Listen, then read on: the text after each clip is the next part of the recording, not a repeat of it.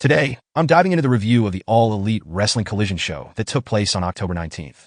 Let's address the main points of the show. Folks, we're talking about All Elite Wrestling Collision. And let me tell you, it's a rare treat for me to even fit a damn 2-hour show into my never-ending 16-hour work grind. Battle of the Belts, where they put those shiny championships on the line, doesn't quite hit the mark for me. I'm all for a 3-hour collision that packs a real punch. Battle of the Belts?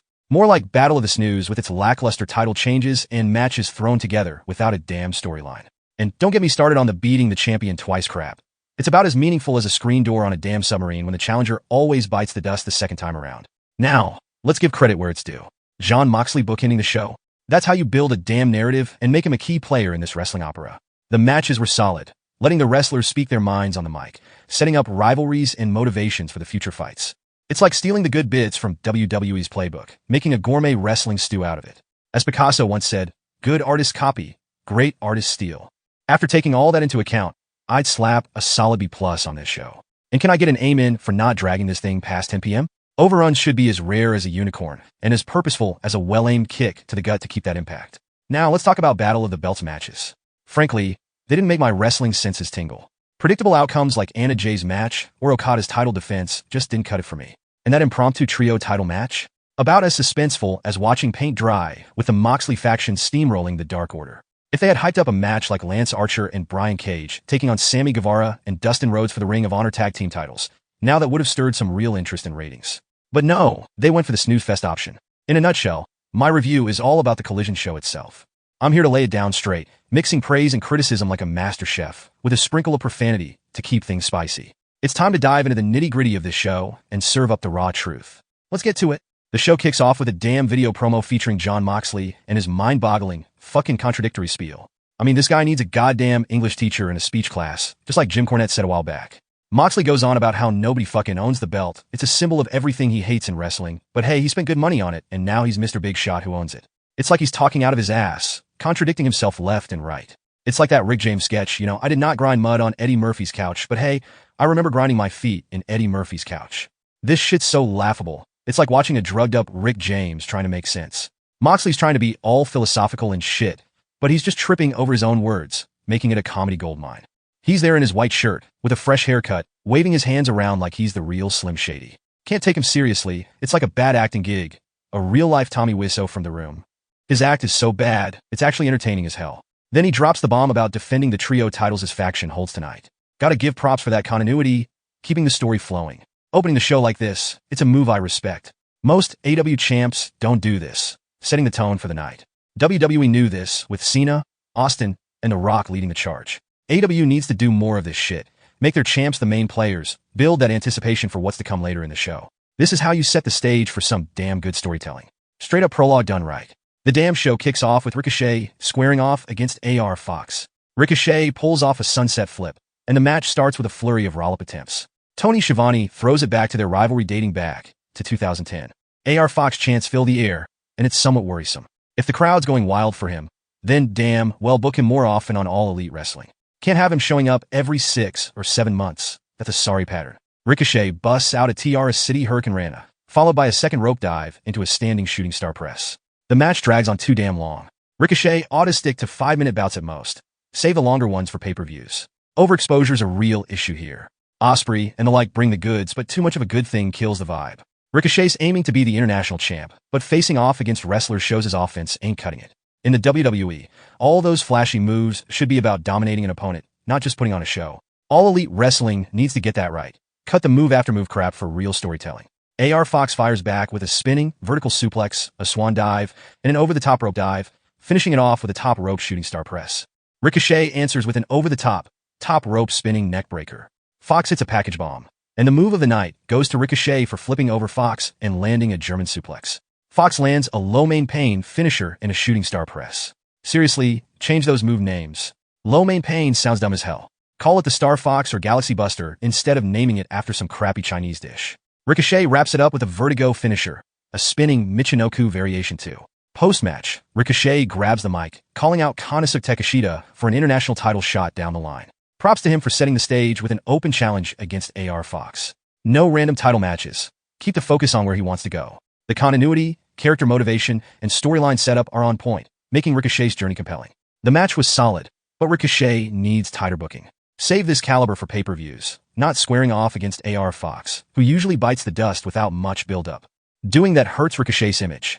He needs someone to steer his matches in a better direction. Next up, a promo segment with Daniel Garcia and Private Party. Private Party and Top Flight are good tag teams, but damn, they need to work on making a name for themselves. More promos, more significance. That's how you get people to remember you. Who the hell is who? Isaiah Cassidy? Top Flight? Dante Martin? And Darius something? Make your mark, fellas. Daniel Garcia steps up, calling out the Young Bucks for the tag team titles. He ain't cool with the Moxley faction beating folks down while the Young Bucks sit on their asses. Garcia's hungry for gold, be it singles or trios titles with Private Party.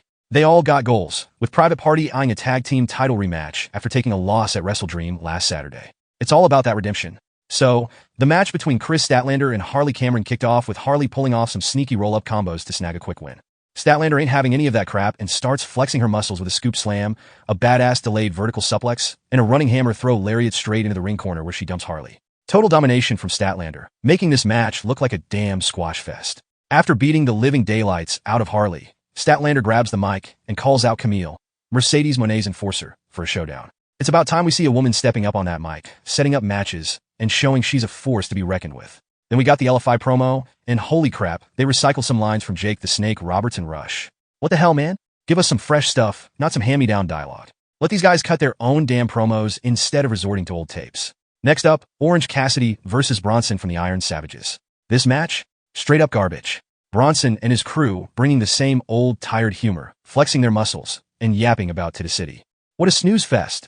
Imagine if they were in Ring of Honor, being the bad guys and wrecking everyone. Instead, we get a quick win for Orange Cassidy, lifting Bronson like he's a damn feather. Talk about unrealistic crap. But hey, it's all because Orange Cassidy's Tony Khan's favorite, right? And don't get me started on the Iron Savages. If they keep losing like this, they need a new damn gimmick. Seeing them fall to guys half their size? Embarrassing as hell. Time for a change before they become the laughingstock of the ring. Moving on to Jamie Hayter versus some jobber named Havoc, and man, it could have been way better. But no, they had to throw in that squash match with Orange Cassidy first.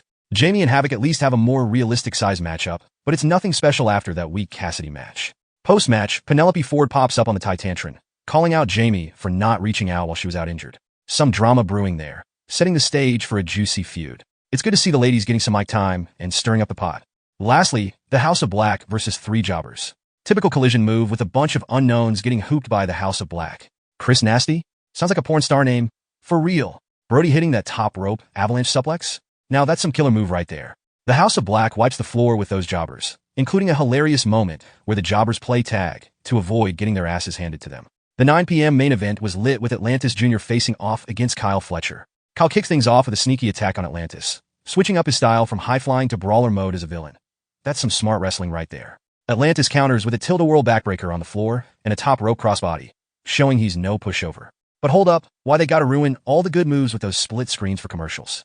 Just let us watch the action, even if it means missing out on some ads. Split screens are a buzzkill, man, taking us out of the match and making it hard to stay focused. Atlantis Jr. pulls off a sick top rope kick while Kyle goes for the risky Tiger Bomb, a power bomb pile driver combo that's no joke. Some promotions even banned that move cause it's so gnarly. Kyle ain't holding back, hitting brain busters left and right, on the apron, in the ring, everywhere. They both go for pile driver attempts, trading heavy hits like champs. Atlantis Jr. busts out a reverse Canadian destroyer, but by this point, the match feels like it's dragging a bit. It happens when you've already seen a bunch of matches, right? Kyle finishes it off with a brain buster on the top turnbuckle, pinning Atlantis Jr. for the win. I gotta give props to Kyle Fletcher, dude's a top athlete. I'm hyped for his potential rematch with Will Ospreay, hoping to see them tear it up at Full Gear in 4 weeks. And that Thunder Rosa promo? She's killing it, letting us know about her title wins in Mexico and UK. But then Harley Cameron comes in with some cringy comedy vibes, trying to pull off a Toni Storm gimmick, but falling flat. Poor Harley, she's got potential but stuck in this comedy rut. Here's a fantasy booking suggestion. Ring of Honor should give her a shot at a women's tag team title with Taya Valkyrie, where they can shine in competitive matches and storylines instead of this lame comedy act.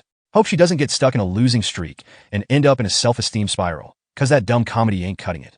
The penultimate match was fire with LFI going head-to-head against the Outrunners. Truth Magnum kicks off the action with a dropkick and diving head scissors on Mordos, showing off some slick moves. Turbo Floyd ain't holding back, throwing those knife-edge chops at Rush, and man, the crowd was hyped with those chops, shouting out the Ric Flair woo chants. Rush ain't playing around, hitting Truth Magnum with a power slam that shook the ring. And what's up with LFI's masked manager in the blue suit? We need to know who this mystery lookador is. Can't just have random folks popping up without any backstory, right? Things get real when Rush throws down a bold line at Turbo Floyd. No holding back on the smack talk, even if it's not for everyone's ears. Truth Floyd goes beast mode with a flurry of scoop slams on Rush and Mordos, flexing that strength. But that's not all. Turbo Floyd and Truth Magnum unleash a killer double bicep and double elbow combo, showing off their tag team chemistry.